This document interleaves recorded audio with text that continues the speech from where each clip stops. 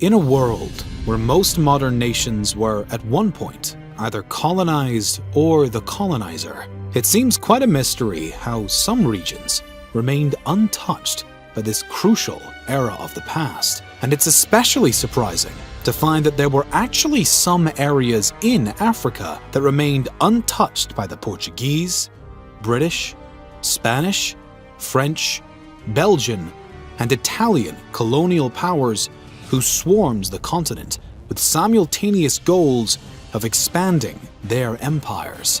Of the few and far between modern-day states that managed to slip out of the imperial intruder's grasp, though, Ethiopia stands as one of the most impressive.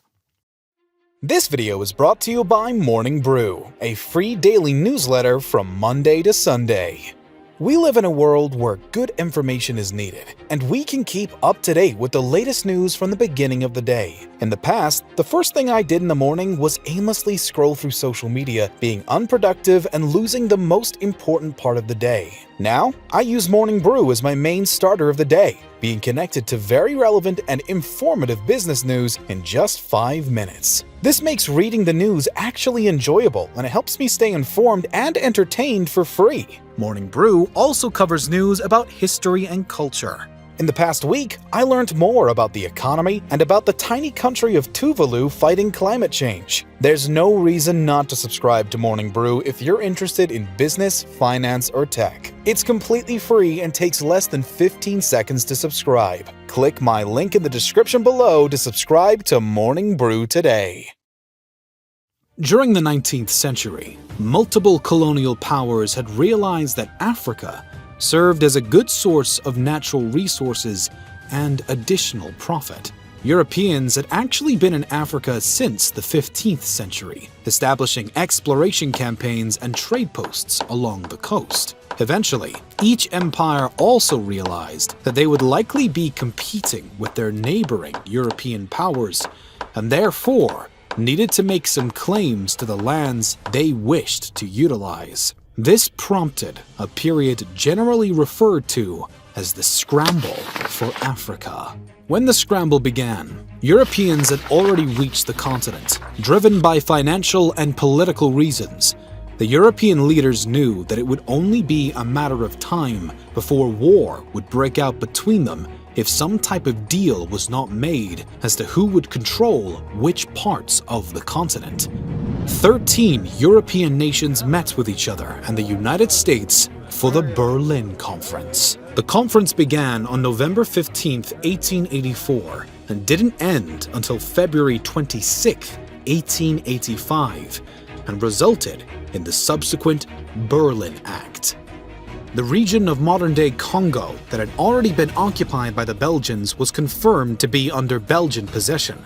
Areas of free trade for all was set up around the Niger and Congo rivers and the Congo Basin and Lake Malawi, and it was agreed that any European entity who took land along the African coast would have to inform the other powers of this action. Now, the door was open for any and all of these imperial powers to start taking over the continent.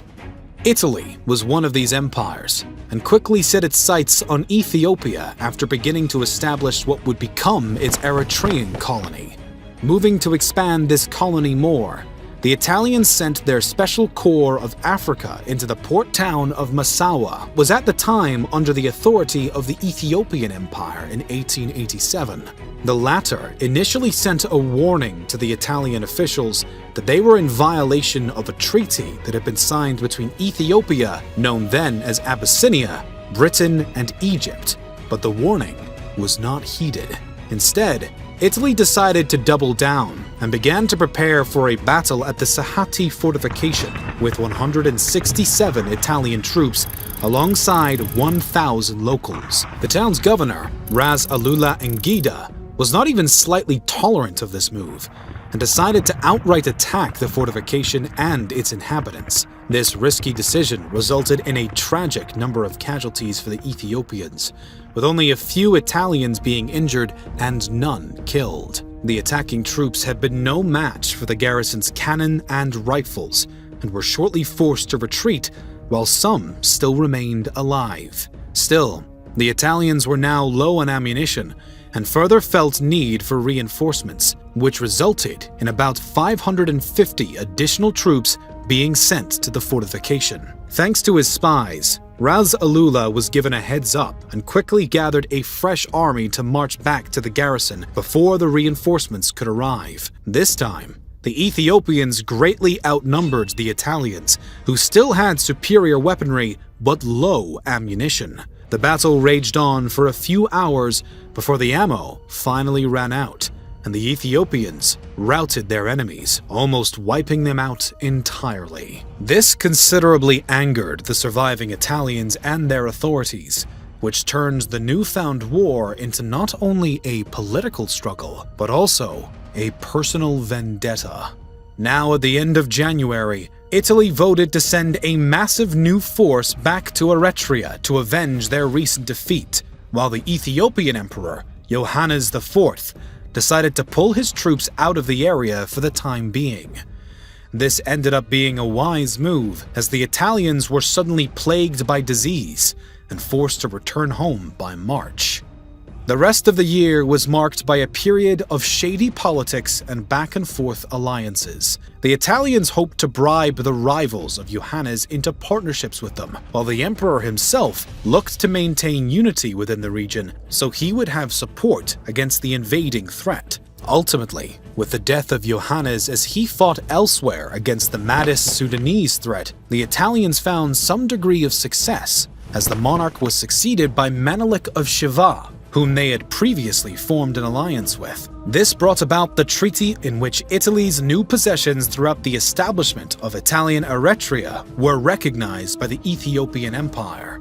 Still, though Ethiopia did lose some of the territories it had previously claimed, Ethiopia itself was yet to be touched by Italy's colonial hand. This was not the end of Italy versus Ethiopia, though, and Europe had surely not given up so easily on colonizing the remaining African free states. In fact, Italy at this point actually believed Ethiopia to be an Italian protectorate via the Wichal Treaty. In the Italian translation, this clause had been quite clear, but for some reason, in the Amharic translation, it was not, and instead seemed to confirm Ethiopia's full autonomy. The Italians claimed that Menelik surely knew he was signing a modified copy of the treaty, but that doesn't appear to be the case, as he had sent letters to both Germany and Britain in 1889 and was only informed by them that he could not have diplomatic relations with any European power aside from Italy due to the rules established back at the Berlin Conference. This prompted newfound tensions between Italy and its supposed protectorate as Menelik denounced the hidden clause of the treaty and worked to consolidate his own power throughout Ethiopia. This ushered in a new era of Ethiopian nationalism, partly fueled by a widespread anti-Italy sentiment, but also through the unity encouraged by the new emperor. When Italy began to seize small territories around the Ethiopian-Eritrean border, they expected some of Menelik's rivals to join their campaign and fight against him, but instead, they all rushed to the emperor's side. This time, Italy's strategy to divide and conquer quickly crumbled, as the Ethiopians, regardless of previous internal feuds, were determined to unite and maintain their independence from the Europeans. Ironically, Menelik was also now better equipped thanks to the Europeans. The Italians had provided some weaponry to rivals of the crown, including Menelik himself prior to Johannes' death, that they expected would be used against the Ethiopian authority, in addition to further military supplies from France and Britain, who hoped to keep Italy's expansion in check. When a new war finally broke out between Italy and Ethiopia, the fresh nationalism and unity of the latter would eventually prove itself to be the key to victory. Though some military aid was given from Russia, it was the joint efforts of the Ethiopians that eventually defeated the Italians at the Battle of Adwa. Following this decisive clash, the Treaty of Addis Ababa was signed in October of 1896 and forced the Italians to recognize Ethiopian sovereignty. The aftermath of these events and the impressive nature in which Ethiopia had proven itself as an independent nation strengthened its ties with Russia and prompted both Britain and France to spark friendlier relations. This played a significant role in the safety of Ethiopia's sovereignty and went far in deterring other European imperial powers from making any moves against the Free State. Still, Italy was not quite done. In 1935, the Second Italo-Ethiopian War broke out after Italy decided to invade Ethiopia yet again. This time, though, Italy was actually successful to a certain extent. Ethiopia was annexed and united with the surrounding Italian possessions of Somaliland and Eritrea to create Italian East Africa, which lasted until the Italians switched sides in the Second World War and eventually signed a treaty in 1947 that acknowledged Ethiopia's independence and required Italy to pay $25 million in reparations. So, Ethiopia was never colonized, in part due to the underestimation of the entire continent's possibilities by Europe, partially because of the Berlin Conference and the limitations it put on other empires in the region, but largely due to the resilience and determination of the locals. This region was more developed than other African territories, and it had more contact with Muslim and European kingdoms throughout the centuries, while many other African tribes in other regions were isolated.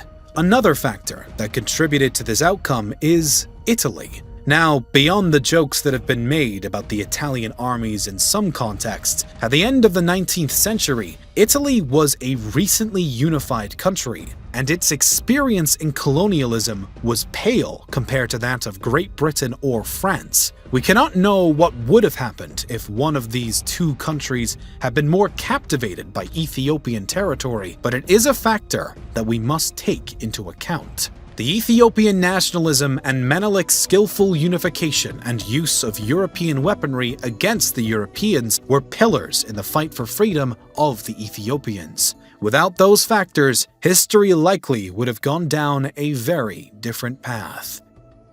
We want to thank those who support us on Patreon. Your pledge is very important and it helps us create more videos about our interesting history. We want to thank you too for watching our videos. Don't forget to subscribe if you haven't already. We'll see you next time.